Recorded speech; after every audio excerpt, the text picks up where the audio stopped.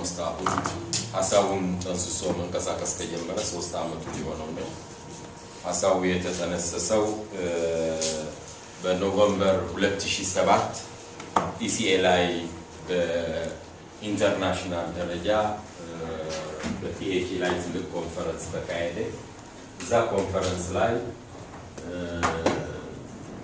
የኢንተግሬሽን አፕሮቹ አስፈላጊነት በኢስት አፍሪካ ደረጃ ስለታመነበት በኢስት አፍሪካ ደረጃ ኔትወርክ እንድናቋቁም ተስማምተን ወጣን።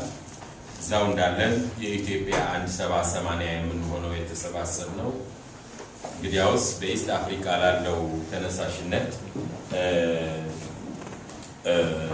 በኢትዮጵያን ደረጃ እንድናስኬደው ከተፈለገ ለምን አድሆክ ኮሚቴ አናቋቁምም በሚል አድሆክ ኮሚቴ አቋቋም።